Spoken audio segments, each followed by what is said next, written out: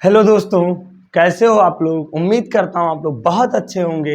मैं शिवम शुक्ला आपके अपने खूबसूरत YouTube channel vision coaching classes में आपका स्वागत करता हूँ।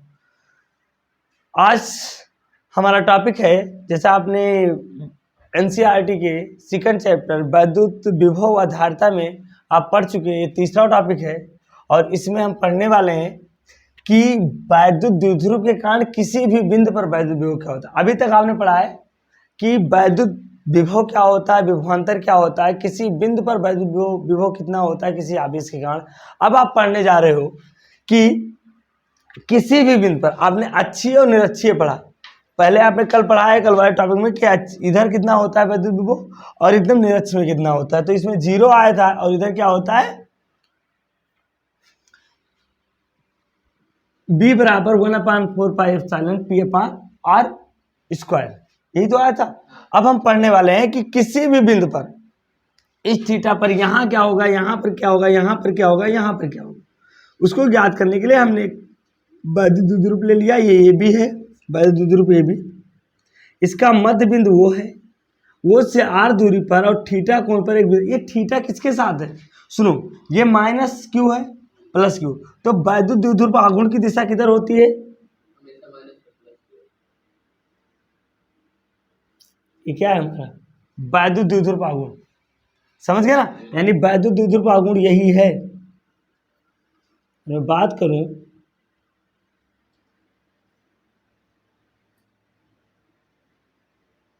तो ये हमारा है,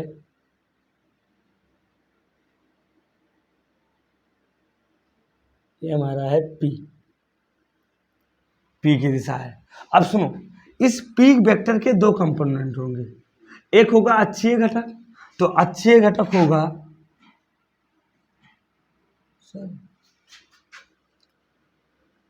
एक, इसका अक्षीय घटक होगा, ये होगा P cos थीटा, और एक इसका लंबवत घटक होगा, परपेंडिकुलर इससे होगा, एकदम इस वेक्टर से परपेंडिकुलर होगा, इसको कहेंगे हम P sin थीटा।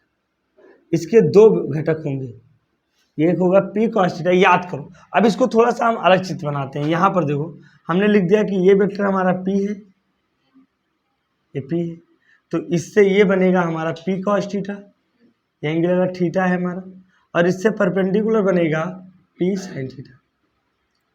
समझ गए ना, दो वेक्टर होंगे।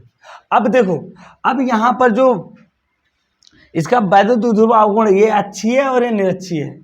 तो अगर हम मान ले बिंदु P पर नेट कितना होगा, तुम अतः चित्र से बिंदु P पर नेट वैद्युत विभव कितना होगा, नेट वैद्युत विभव। तो बिंदु P पर जो नेट वैद्युत विभव होगा वो B बराबर होगा, देखो B नेट बराबर B P cos थीटा अक्षीय और B P sin थीटा।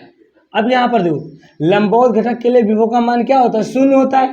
अभी निरक्षीय आपने ज्ञात किया था, तो इसका क्या आ जाएगा, K P इंटू r² अपान cos थीटा, और ये हो जाएगा 0 इंटू cos थीटा वो sin थीटा। क्योंकि निरक्षीय स्थिति के लिए क्या होता है मान, अक्षीय स्थिति के लिए यही तो B का मान आया था, और निरक्षीय स्थिति के लिए 0 हो गया। तो अब हमारा जो वैल्यू आ जाएगा B बराबर, वो आ जाएगा K P r² into cos theta. अब K का मान उठा के रख दो, K का मान रखोगे तो B बराबर कितना आ जाएगा, B नेट बराबर आ जाएगा 1/4πε0 P cos थीटा बटा r²। समझ गए ना ये चीज।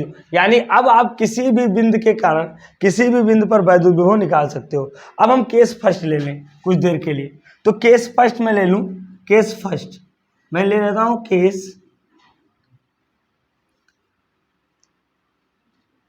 फर्स्ट मैं मान लेता हूं कि जब थीटा बराबर 0 हो। थीटा 0 कब होगा, यानी दो ये हमारा P E की दिशा किधर होगी, वेक्टर E का दिशा क्या होता है, प्लस से, तो ये तो वेक्टर E हो गया हमारा। अब कह रहा है थीटा जीरो। थीटा जीरो होने का मतलब हुआ कि वेक्टर ई और पी एक ही दिशा में हो, यानी इधर हो या इधर हो। तो थीटा जब जीरो होगा तो क्या होगा, तो काश थीटा बराबर के काश जीरो बराबर 1 हो जाएगा, और इस स्थिति में बी एक्सिस पर आ जाएगा। क्या आ जाएगा, बी एक्सिस पर आ जाएगा 1/4 pi epsilon P upon R square. देखो आ गया ना अच्छी घटक के लिए। अब दूसरा केस लेते हैं, केस सेकंड अगर हम ले ले, केस सेकंड कि यदि थीटा बराबर हो जाए 90, तो काश 90 का मान क्या होता है, 0। अब काश ये लंबोत घटक की बात कर रहा है, थीटा 90 कब होगा, जब ये पी ऐसे सीधा हो जाए। अब जब थीटा 90 हो जाएगा तो बी हो जाएगा नॉन एक्सिस। क्या हो जाएगा, नॉन एक्सिस, और नॉन एक्सिस पर आ जाएगा 1/4 पाई एप्सिलॉन 0 पी बटा आर स्क्वायर इंटू 0 काश का मान, तो ये आ जाएगा बी 0 आ जाएगा। यानी अच्छी, अब ये देखो ये डेरिवेशन से आप इन दोनों का भी निगमन आप कर सकते हो। तो आपने यहाँ पर देखा वैद्युत विभव के कारण उसके निरक्षीय स्थिति पर किसी भी बिंदु पर वैद्युत विभव निकालने का ये फार्मूला आपका आया, किसी भी बिंदु पर। समझ गए ना, तो इसको बहुत ही अच्छे से आपको तैयार कर लेना है। ठीक है, इतना नोट करो बेटा, नोट करो आप लोग। अब देखो आज हम लोग बहुत अच्छा संबंध, एक पवित्र रिश्ता पढ़ने जा रहे हैं वैद्युत विभव तथा वैद्युत क्षेत्र में। एकदम लीगल है और बहुत ही अच्छा रिश्ता है, जिसको हम ज्ञात करेंगे कि इनके बीच में रिश्ता क्या है। अच्छा, ये रिश्ता ज्ञात करने की जरूरत क्यों पड़ी, क्योंकि आपने दो चीज देखा है। यहाँ पर ध्यान दो, अगर कोई बिंदु पी है, कोई आवेश यहाँ पर रखा है, नन्ना सा प्यारा सा चिंटू सा आवेश है, और इससे आर दूरी पर एक बिंदु पी है, तो इस पर वैद्युत क्षेत्र बराबर क्या आया था, के क्यू अपान आर स्क्वायर, ये तो होता। और वैद्युत विभव क्या आया था, बी बराबर के क्यू अपान आर। ये दो फार्मूले आपने पढ़ा, दो शब्द। यानी यहाँ पर देख रहे हो कि दूरी बढ़ने पर वैद्युत क्षेत्र घटता है और दूरी घटने पर वैद्युत क्षेत्र बढ़ता है। उसी प्रकार विभव का है, समझ रहे हो ना। यानी यहाँ पर हमें कोई तो संबंध है इन दोनों में, कुछ तो बराबर दिख रहे। देखो एक आर गायब है नीचे, बस बाकी सारा सिस्टम समान है, केवल नीचे एक आर गायब है विभव में। यानी इनके बीच में कोई ना कोई रिश्ता हो सकता है, और ये रिश्ता लीगल होगा, प्रूफ होगा, अप्रूवल होगा। ऐसा नहीं है कि अवैध संबंध होगा। तो हम लोग इसके बारे में अच्छे से स्टडी करने जा रहे हैं कि इनमें रिश्ता क्या है। तो हमने क्या किया, एक समान वैद्युत क्षेत्र लिया है। क्या ले लिया बेटा, एक समान वैद्युत क्षेत्र ले लेते हैं। यानी ये हमारा एक वैद्युत क्षेत्र है, यानी ये एक समान वैद्युत क्षेत्र है। ये बात याद रखना कि हमने ले लिया है एक समान वैद्युत क्षेत्र। ये एक समान वैद्युत क्षेत्र ई है। इसमें हमने कहीं पर यहाँ पर हमने एक आवेश ले लिया Q, बहुत Q0, वही बेचारा भोला सा परीक्षण आवेश, गरीब। Q0 बिंदु ये पर स्थित है। इस आवेश को हमें बिंदु B पर लाना है, और बिंदु B पर इसे हमें लेकर आना है। अब एक चीज यहाँ पर, एक बहुत इंपॉर्टेंट टॉपिक मैंने पढ़ाया था, उसका एक पॉइंट मैं आपको यहाँ बताता हूँ कि वैद्युत क्षेत्र की दिशा में जाने पर विभव के मान में क्या परिवर्तन होता है, घटता है। हम जब विभव का भौतिक महत्व बता रहे थे तो उसमें मैंने एक पॉइंट लिखवाया था कि जब हम वैद्युत क्षेत्र की दिशा में जाते हैं तो विभव का मान घटता है। आप लेक्चर नंबर 3 शायद था, इलेक्ट्रिक पोटेंशियल और वैद्युत विभव का लेक्चर नंबर 3 में ये बात मैंने बताई थी, वहां पर आप देख सकते हो। तो ये पॉइंट ये है, ये पॉइंट भी है। अब आवेश को इधर से इधर लेकर जाना है। अब सुनो, अगर कोई प्लस आवेश है तो इस पर एक बल लगेगा, उसका मान होता है, यह बराबर क्या होता है, Q इंटू ई, और वैद्युत क्षेत्र की दिशा में लगेगा। आपके अंदर एक क्वेश्चन आता है कि सर कि ये इधर से आराम, बल जब लग रहा है तो ये आराम से जाएगा, हमें ले जाने की क्या जरूरत है ना क्वेश्चन, कि सर आवेश वैद्युत क्षेत्र की दिशा में गति करता है, धन आवेश, तो ये तो आराम से चला जाएगा, तो अब इसे मुझे ले जाने की जरूरत नहीं होनी चाहिए। अरे ये तो आराम से, अभी तुम ही बताओ तुम किधर जाना चाहते हो और कोई तुम्हें आकर्षित कर रहा है तो आराम से चले जाओगे और कोशिश करोगे कि हम चले जाएं। तो फिर मुझे क्या कार्य करना पड़ेगा, कुछ नहीं, कार्य तो हमें उसके विरोध में करना पड़ता है। लेकिन हाँ, यहाँ एक दिक्कत हो जाएगा, तुम इस तरफ इतना प्यार से जाना चाहते हो कि आपकी स्पीड बढ़ जाएगी। आप जैसे जैसे उसके पास आने को और तेजी से पहुंचने की कोशिश करोगे, और ये तेजी से पहुंचने की इच्छा है कि आप रास्ते में रुकावट नहीं देख पाओगे, हो सकता है कहीं टकरा के गिर जाए। हो सकता है, रास्ता नहीं देखोगे। तो यहाँ पर इस पर मैंने मान लिया कि इसका विभव बी ए है और इस बिंदु पर विभव क्या है, बी बी, क्योंकि वैद्युत क्षेत्र की दिशा में जाने पर विभव का मान घटता है। अब ध्यान देना, इस आवेश को इधर से इधर ले जाएंगे, तो अगर ये अपने मन से जाएगा तो इसकी गतिज ऊर्जा बढ़ जाएगी और हम नहीं चाहते, ये हम चाहते ही नहीं है कि इनकी गतिज ऊर्जा बढ़ जाए।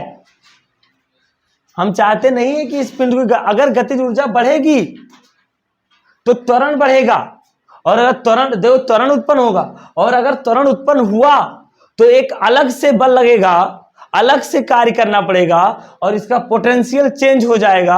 वो पोटेंशियल आपका नहीं रहेगा जो आप ज्ञात करना चाहते हो। तो हमने आपको बताया है कि इलेक्ट्रोस्टैटिक्स में इस बात का ध्यान दिया जाए, आवेश को ले जाओ लेकिन उसकी गतिज ऊर्जा के मान में परिवर्तन नहीं होना चाहिए। ये पूरा टॉपिक कहाँ तक, इलेक्ट्रोस्टैटिक्स में इस रूल को बहुत ध्यान। तो अब क्या करोगे, ये तो जाना चाहता है, हमने कहा यार तुम चलो, लेकिन हम पीछे से धीरे धीरे इसके विपरीत दिशा में बल लगाएंगे कि आप जाओ तो, लेकिन धीरे धीरे आप जाओ तो, लेकिन मुझे तकलीफ ना हो। आप जा रहे हो लेकिन धीरे धीरे जाओ, समझ गए ना, जाओ लेकिन धीरे धीरे। तो जब धीरे धीरे लाना पड़ेगा तो इसके विपरीत दिशा में बल लगाना पड़ेगा, और ये जो एक्सटर्नल बल होगा या एक्सटर्नल, ये हो जाएगा माइनस क्यू, या इस बल के लगभग बराबर या इससे थोड़ा सा कम होगा तो माइनस क्यू, इसकी विपरीत। अब हमें कार्य दो, विस्थापन इधर हो रहा है, ये पूरा दूरी डेल्टा आर है, देखो मेरी से, विस्थापन इधर हो रहा है, बल इधर लगा रहे हो, तो बल और विस्थापन के बीच में एंगल कितना बनेगा, 180 बनेगा नहीं, तो कार्य तो ऋणात्मक होगा। अब यहां पर इतना आप अच्छे से इस फिगर को बनाओ। अब यहां देखो हमने ये लिख दिया है कि माना एक परीक्षण आवेश Q0 एक समान वैद्युत क्षेत्र में A में स्थित है, तो परीक्षण आवेश पर वैद्युत क्षेत्र की दिशा में बल लगेगा, क्योंकि आपको पता है वैद्युत क्षेत्र क्या होता है, जिसमें आवेश आएगा तो उस पर बल लगेगा। अब इस आवेश पर एक बल लगेगा, वो बल कहेगा वैद्युत बल कि आवेश तुम हमारी तरफ चलो, क्योंकि हमारे तरफ तुम जब चलोगे तो तुम्हारा वैद्युत विभव घटेगा, और वैद्युत विभव घटेगा तो तुम अपने आप को सुकून में महसूस करोगे, क्योंकि वैद्युत विभव हमेशा क्या होता है, एक बंदिश है, एक तल है ना जहां पर कार्य करना पड़ता है। तो यहां पर देखो, अब हमने देखा कि इस पर एक बल लग रहा है इधर की ओर। अब जब इधर की ओर लगेगा, हमें इस आवेश को यहां से यहां तक ले जाना है, तो इसकी गतिज ऊर्जा बढ़ेगी, और हम यही तो नहीं चाहते। तो हमने क्या किया, इस आवेश को संभल के इधर जाने पर विवश कर दिया, तो मुझे इतना बल लगाना पड़ा, ठीक है। तो अब आवेश को हमको एक बार और पता है कि इस दिशा में जाने पर वैद्युत विभव का मान घटता है, तो बिंदु ए से बी तक ले जाने में हमें जो कार्य करना पड़ेगा, वो कार्य हमें किसके द्वारा, एक्सटर्नल फोर्स चाहिए। ये तो कार्य क्यों करना पड़ रहा है, क्योंकि इसकी गति ऊर्जा बढ़ जाएगी, ये बल लग जाएगा। हम नहीं चाहते कि इसकी स्पीड बढ़े, हम चाहते हैं नियत रूप से आराम से उसी मोशन में जाए, इतनी स्लो जाए कि परिवर्तन ना हो। तो यहाँ अतः बिंदु ए से बी तक ले जाने में किया गया कार्य क्या होगा, डब्ल्यू एक्सटर्नल बराबर F external into delta are, ये डेल्टा आर दूरी, यानी ए तक बी तक ले जाने में किया गया कार्य हो। इतना नोट करो, इतना आप नोट करो बेटा। आया है डब्ल्यू एक्सटर्नल बराबर क्या आ गया बेटा, F external into delta are. हम जानते हैं, अभी आप भी जानते हो, हम जानते हैं दो बिंदुओं के बीच विभवांतर, दो बिंदुओं के बीच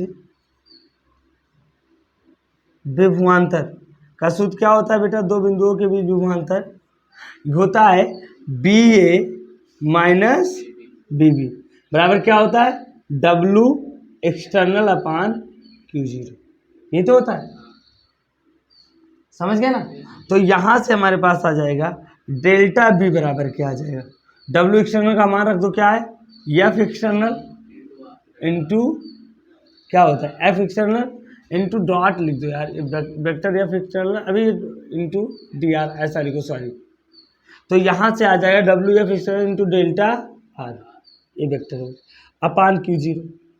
अब एफ एक्सटर्नल का मान क्या होता है, डेल्टा बी बराबर minus Q into vector Q0 into vector E into क्या हो जाएगा बेटा, डेल्टा आर वेक्टर, ये तो हो जाएगा अपान Q0। Q0 से Q0 मर गया, तो यहाँ पर डेल्टा बी बराबर कितना आया बेटा, डेल्टा बी बराबर आया, डेल्टा बी बराबर आ गया minus E vector E dot delta R vector. ये हमारा एक समान वैद्युत क्षेत्र है, समझ गए ना डेल्टा। और यहाँ से अब अगर मैं बात करूं एक चीज कि ये अगर एक समान है डेल्टा ई और आर एक ही दिशा में है, देखो अगर इधर ही जा रहे हैं तो हम कह देंगे कि ये vector E and vector R के बीच, डेल्टा आर के बीच कोण कितना हो बेटा, कोण 0 हो। अगर 0 होगा तो क्या हो जाएगा, यहाँ से डेल्टा बी बराबर हमारा आ जाएगा माइनस ई इंटू डी आर कास 0, और कास 0 का मान क्या होता है, 1 होता है, तो डेल्टा बी बराबर क्या आ जाएगा, माइनस ई इंटू डेल्टा आर। तो यहाँ से ई बराबर कितना आ जाएगा, delta B upon delta R, minus delta B upon delta R. और यहाँ एक चीज और आएगा, अब यहाँ पर ई का मान क्या आ गया, ये ही पवित्र रिश्ता है, यानी विभव परवर्तता इसे कहते हैं। दूरी के साथ साथ विभव में परिवर्तन को क्या कहते हैं बेटा, विभव परवर्तता कहते हैं। यहाँ एक चीज लिख लो, डेल्टा बी, इसको छोटा सा ही डालो, विभव परवर्तता क्या होता है बेटा, विभव परवर्तता क्या होता है, क्योंकि इधर जाने पर तो परिवर्तन होगा, घटेगा, तो दूरी के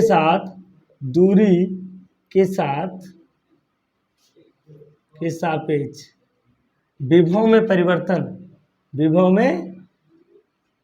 में परिवर्तन क्या कहलाता है बेटा, विभव में परिवर्तन विभव परवर्तता कहलाता है, विभव परवर्तता।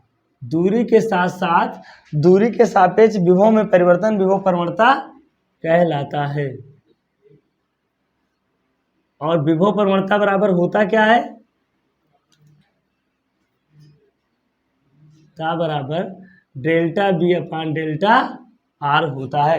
यानी यहां पर ये संबंध हमारे पास आ गया कि ई बराबर माने delta B upon delta R, यही वो पवित्र रिश्ता है वैद्युत विभव तथा वैद्युत क्षेत्र में।